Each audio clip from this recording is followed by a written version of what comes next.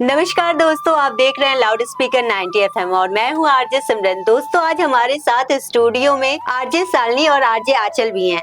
तो आज हम बात करने वाले हैं मेरा गांव मेरा धरोहर पे और चर्चा करेंगे कि जो पहले से परंपरा चलते आ रही है, क्या वो आज भी परंपरा बरकरार है।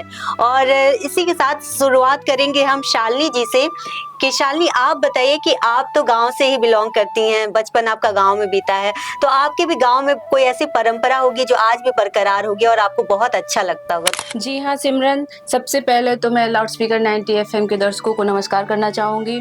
मेरा गांव पेड्रौना है जो काफ़ी बैकवर्ड है, बिहार से वो अटैच है। मेरी शादी गोरखपुर हो गई, लेकिन हर सैटरडे संडे हम अपनी पूरी फैमिली के साथ वहाँ जाते हैं। अच्छा। वहाँ पे हम लोग बचपन से वहाँ पे एक हर त्योहार मनाते आते हैं। हम लोग को बहुत अच्छा लगता है। जैसे वहाँ पे जो छठ पूजा होती है, जो पहले बिहार में अधिक मनाया जाता था, लेकिन अब हमारी यूपी में भी वो त्योहार अधिक मनाया जाता है। छठ पर्व तो मतलब काफी ज्यादा आंचल जैसे कि फेमस है, और अब बिहार तो बिहार, हमारे यूपी में भी बहुत ज्यादा फेमस है। तो वहाँ पे इस त्योहार को मनाने के लिए हम लोग पहले तो गांव जाते हैं। उसके बाद वहाँ पे गांव के बाहर जैसे तालाब होता है, उसमें तालाब के बाहर पिंडी के रूप में हम लोग माता जी का रूप बनाते हैं, जिसकी हम लोग पूजा करते हैं। लेकिन ये पूजा करने से पहले 2-4 दिन पहले से ही काफी साफ सफाई का ख्याल रखना पड़ता है। जैसे 2 दिन पहले से इसमें जो भी बनता है, ठेकुआ बनता है, फिर जो भी पूजा का सामान जैसे नारियल वगैरह हो गया, इसको हम लोग को 2 दिन पहले से खरीदना पड़ता है। 2 दिन पहले से व्रत रहना पड़ता है। उसकी साफ सफाई करके हम लोग ये जो गांव में जो दौरा नहीं होता, दौरा उसको लेना पड़ता है। छोटी सी सूप होती है जिसको हम लोग कलर वगैरह करके उसमें जो भी प्रसाद का सामान, जैसे हम लोग ठेकुआ बनाए, नारियल हुआ, ये खीर बनता है, वो गुड़ का बनता है हमारे यहाँ, उसका वो प्रसाद हम लोग रखते हैं। उसके एक दिन व्रत तो हम लोग घर पे रहते हैं, घर पे छोटी सी पूजा होती है, लेकिन दूसरे वाले दिन हम लोग घाट पे जाते हैं, जो तालाब के किनारे वो पिंडी के रूप में बनाया जाता है। वहाँ पे सारे गांव वाले जाते हैं। वहाँ पे उस तालाब में कुछ घंटे पानी में भी जाना रहता है।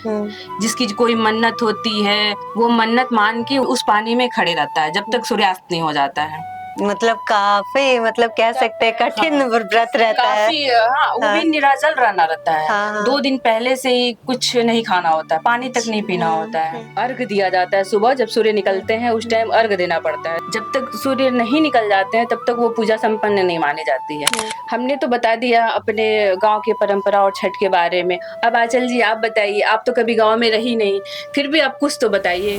बिल्कुल, पहले तो लाउड स्पीकर थे दर्शकों तो मेरा नमस्कार। और जैसा कि सब कहते हैं, अगर 2 लोग गाँव के बारे में बातें करें, अगर वहाँ पे 4-5 लोग हैं तो उन्हें भी अपने गाँव के धरोहर परंपरा के बारे में कुछ ना कुछ याद जरूर आ जाता है। और जैसा शालिनी जी ने बताया कि मैं कभी गाँव में नहीं रही, तो मैं अब गाँव से आगे बढ़कर अपने शहर के बारे में कुछ बताना चाहूंगी। मैं अपने गोरखपुर शहर की उस धरोहर के बारे में बताना चाहूंगी जो केवल गोरखपुर की पहचान नहीं बल्कि पूरे देश की पहचान है। मैं अपने शहर के गोरखपुर की गोरखनाथ मंदिर की बात बताना चाहती हूँ। गोरखनाथ मंदिर केवल एक धार्मिक स्थल नहीं, वो नाथ परंपरा, योग और साधना सदियों पुरानी विरासत को अपने अंदर समेटे हुए है। वहाँ की सबसे प्राचीन परंपरा यह है कि मकर संक्रांति के दिन वहाँ पे खिचड़ी चढ़ाने की परंपरा शामिल है। वहाँ पे दूर दूर से श्रद्धालु आकर खिचड़ी चढ़ाते हैं। उस दिन बहुत भीड़ होती है। तो आंचल जी, ये खिचड़ी का मेला कब पड़ता है? ये खिचड़ी का मेला 15 जनवरी को पड़ता है हर साल। 15 जनवरी से शायद ये 1 महीने तक चलता है। हाँ, 1 महीने तक ये मेला लगा रहता है। पर खिचड़ी जो चढ़ाई जाती है वो 14 और 15 को ही चढ़ाई जाती है। तो आंचल, खिचड़ी में मतलब क्या चढ़ाया जाता है? चावल, दाल, और अगर कोई अपने पास से चढ़ाना चाहे तो आलू और कुछ पैसे चढ़ाए जाते हैं। यही सब चढ़ाया जाता है। तो सबसे पहले खिचड़ी जो चढ़ाता है वो कौन चढ़ाता है? ये भी बहुत पुरानी परंपरा रही है। वहाँ पे एक नेपाल के राजा थे, वही हमेशा से चढ़ाते थे खिचड़ी। हर साल सबसे पहले वही चढ़ाते हैं। उसके बाद फिर सारे श्रद्धालु अपने अपने खिचड़ी को वहाँ अर्पित करते हैं। बात है। तो मैंने तो अपने बारे में भी बता दिया, शालिनी जी ने भी बता दिया, तो सिमरन जी आप बताइए अपने गांव के बारे में कुछ। मेरे गांव के बारे में तो बिल्कुल। चलो बताते हैं। मेरे गांव मेरा धरोहर में मेरे गांव की कहानी। मेरे गांव में कोई परंपरा तो मैं नहीं बताना चाहूंगी, मैं बताना चाहूंगी कि मेरे गांव से अटैच एक बहुत पुराना एक मंदिर है, बहुत प्रसिद्ध मंदिर है वो, जिसका नाम बुढ़िया माता का स्थान है। वहां पे मतलब सदियों से मतलब एक कहानी सुनते लोग आ रहे हैं, शायद आप लोग भी यहाँ गोरखपुर में तो सुने जरूर होंगे वो कहानी। वो कहानी ऐसे है कि एक बार एक बूढ़ी औरत थी, वो जंगल में मतलब बैठी हुई थी, आराम कर रही थी, तभी एक बारात गुजरती है उधर से, और लोग ढोल नगाड़े लेके अपना बारात, एक नदी पड़ती है उसको क्रॉस करना रहता है उन्हें, तो बारात तो जा रही थी, तब तक वहाँ एक जोकर रहता है, वो नाचते हुए जाता है। तो वो बूढ़ी माता जो रहती है वो कहती है, बाबू रुका तनी, हमों के नाच तनी दिखा दा। तो बाकी के लोग जो रहते हैं वो कहते हैं कि अरे तू बुढ़ा गल बड़ू का करे, तू नाच देखबू। तो उसे मतलब गुस्से में करके बूढ़ी औरत को हटा देते हैं। तो बूढ़ी औरत बेचारी किनारे चली जाती है। तो जोकर सोचता है ये गलत है और हमें उस बूढ़ी औरत से मिलके उसको नाच दिखाना चाहिए। तो वो जाता है और उस बूढ़ी औरत को नाच करके दिखाता है, और वो बूढ़ी औरत खुश हो जाती है। तो वो कहती है उस बूढ़ी औरत जोकर से, वो कहती है तू नाव में मत चढ़िए, बस ये करिए। तो वो कहता है ठीक है बूढ़ी माता, जैसा आप बोल रही हैं वैसे ही करेंगे हम। तो बाकी जितने बाराती रहते हैं वो जो तालाब था उसको पार करते हैं।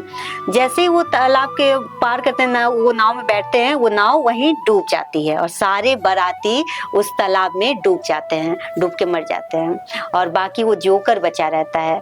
तो ये कहानी है कि वो बूढ़ी माता एक माता रानी का रूप थी, स्वरूप थी वो। तो इस वजह से आज भी उनका जो मूर्ति है वो तालाब के उस किनारे एक मूर्ति स्थापना जो की गई है बुढ़िया माता की के नाम से उनकी, और उस जोकर की भी मूर्ति वहाँ पे देखने को आपको मिल सकती है। जब आप जाएंगी यहाँ कुश्मी जंगल में बुढ़िया माता के स्थान जाएंगे तो तालाब पार करते ही बुढ़िया माता का मूर्ति रखा हुआ है, और उस पे पूरी आपको कहानी लिखी हुई मिल जाएगी, आप वहाँ से पढ़ सकते हैं। और इस बुढ़िया माता के स्थान की एक और कहते हैं परंपरा की बात करें तो वहाँ पे हर साल मतलब वहाँ पे लोग अपना बच्चों का मुंडन कराने के लिए जाते हैं, कई लोग सगाई करने जाते हैं।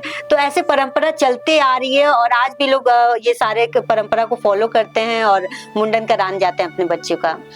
तो सिमरन हम सुनते चले आते हैं कि वहाँ की जो माता है वहाँ पे कोई भी मन्नत अगर अच्छे मन से मांग ले तो पूरी हो जाती है। बिल्कुल बिल्कुल, ये बात बिल्कुल सही है कि कोई भी बुढ़िया माता के स्थान पे जाता है तो एक मन्नत अपने दिल में अपने मन में मान के जाता है कि हमें ये मन्नत माता रानी के सामने रखनी है, तो वो जरूर पूरी होती है। तो ऐसी परंपरा है बुढ़िया माता के स्थान की।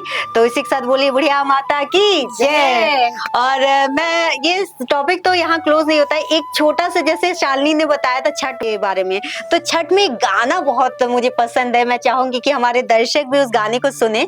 तो 2 लाइन में चाहूंगी कि शालिनी साथ में गुनगुनाया जाए कि दर्शक को भी सुने तो उन्हें अच्छा लगे। जी बिल्कुल। काचे ही बस के बहंगिया बहंगी लचकत जाए, बहंगी लचकत जाए, होई ना बलम जी का हरिया, बहंगी घाट पहुँचाए, बहंगी घाट पहुँचाए, बहंगी लचकत जाए, बहंगी लचकत जाए। तो ये बहुत ही प्यारा सॉन्ग शालिनी आपने गाया और हम सबने मिलके गाया। तो इसी के साथ मेरा गांव मेरा धरोहर की कहानी में आज हम सब ने तो अपने अपने गांव की परंपरा के बारे में आप सबको बता दिया। हम चाहेंगे कि आप भी अपने गांव की ऐसी ही किसी परंपरा के बारे में हमें जरूर बताएं। लाउड स्पीकर 90 FM पे बजाओ बजाओ जरा झूम के बजाओ।